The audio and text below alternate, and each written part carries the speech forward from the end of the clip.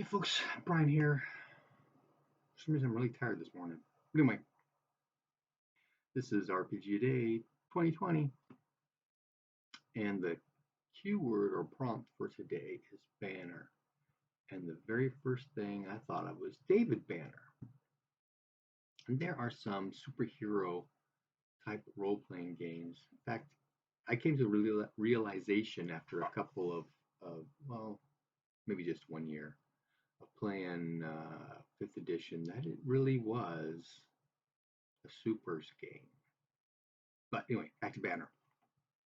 I actually saw a little clip, I think it was just yesterday, on David Banner, the old Incredible Hulk TV show, where he was in a courtroom and they're badgering him and he finally changes, tears the place up. But getting back to supers, I never actually played in a supers game. I know I rolled up a character once back in high school with the GM. I think his name was Alan. I never really played much with him, but it was an interesting concept because all the other players kind of agreed on what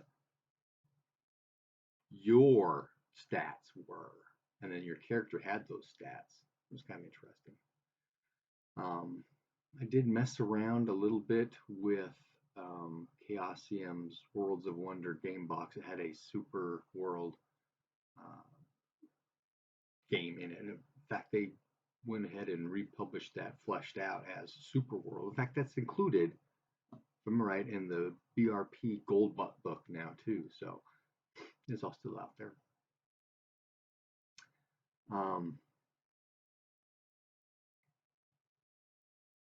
But as I recall, yeah, you could take flaws to give you more points to buy more powers, kind of thing, which was nice too. But just never really caught on much with me. I actually took that concept from the Super World game into my game as a representation for the Force in a science fiction version I was messing with, because you could use it to increase your stats and increase skills and of course let you actually do things as well. But I thought, what is my banner? What banner would I have for me in my games? And the first thought I had was, you are more than your stats and skills. Like a little sub banner, you have traits and passions too, kind of deal. But it just occurred to me, since talking about my banner, the game that I had, closest is the right word, merged, because I didn't create it. I took a whole bunch of stuff from every Chaosium game I've ever played. Pull a piece of this here and that there, and meshed it into my game. And I called it Power and Glory. Because the two most important things were your personal power, because it had the power stat, and that's where magic came from, your magic points, and you sacrifice for permanent magic stuff. And then glory, which is your renown, representation of things you do, kind of like experience points.